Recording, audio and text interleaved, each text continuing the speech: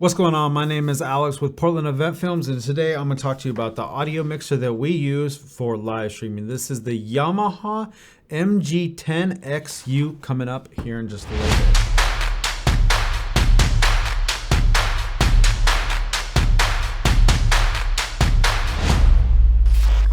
Hey, what's going on? My name is Alex with Portland Event Films, and I'm a live streaming company in Portland, Oregon. And I want to explain this mixer that we use and why I feel that this is one of the best analog mixers for live streamings and how this helped me solve a bunch of problems. So why do I use a mixer versus just going into a camera?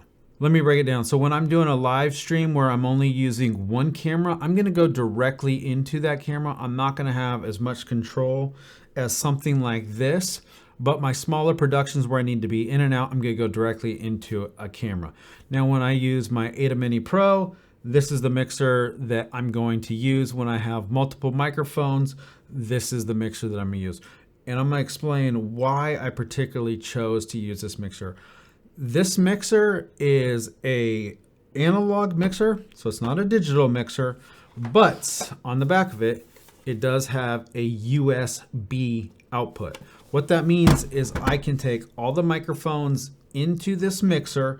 I can adjust the individual volumes, let me turn this around, of each microphone. If I need phantom power, these first 4 channel microphones can be all phantom power. If it's too loud, I can pad it, meaning I can lower the microphone down by 26 dBs. Usually don't need to do that depending on the microphone.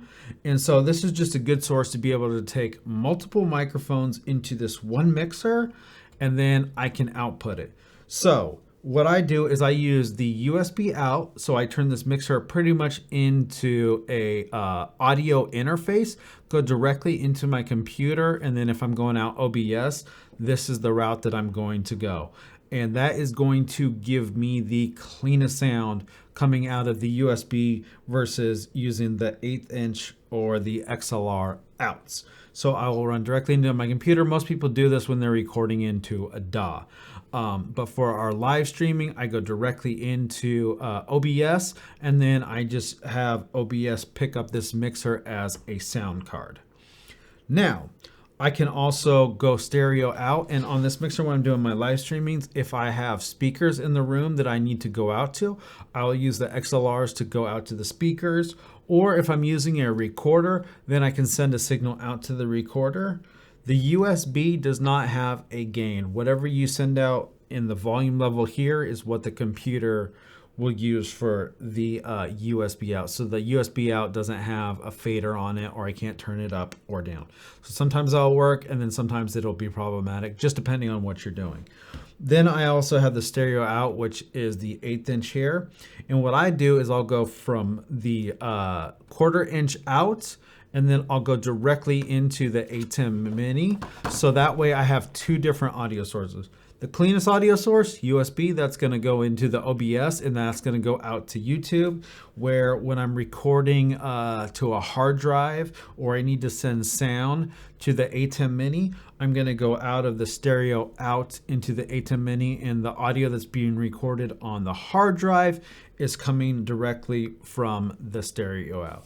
So that's how I use this mixer. And I love this because let's say I have somebody at the podium speaking, I can use a gooseneck microphone on channel 1. If I have a microphone that's being passed around the room, like a condensed, like a handheld microphone, then I'll run it in channel 2. Let's say I have a live performance where I need to pick up some atmosphere noise, or I need to just set it kind of like in front of a band where it doesn't need to be nice, clear, loud for individual instruments, but the whole band, then I can go into microphone 3. If they're going to be doing like a slideshow, or I need to be playing music, then I can plug in an iPod. And then I also have, I have a total of 10 different channels here that I can use for different things instead of trying to get all those different microphones into one XLR port on my camera. So I think this is a great investment. It's a good option if you're doing live streaming. I mean, I've used these for years with my DJ company, and I've always run my DJ equipment in here and then all my microphones in here, and then have like a backup iPod, and it just makes the sound amazing. Now, if you're doing it in a church on a little bit more professional level, then I would start looking at a digital mixer that you can control with like an iPad, because this really doesn't have fine EQ adjustments, but you know, you can adjust the fader, the gain, the highs, the mids, and the lows, and remove a little bit, but you really can't do that much else. That's when you're going to look towards the digital mixer. It does have some effects, so if you want to add some reverb or some delays, you can go ahead and do that, but usually I just leave that alone and I just do that in post if I need it. So if you're getting into live streaming and you need an audio mixer, this is the one that I recommend. My name is Alex with Portland Event Films. If you guys have any more questions, leave them in the comments below. Don't forget to like and subscribe. Thank you guys.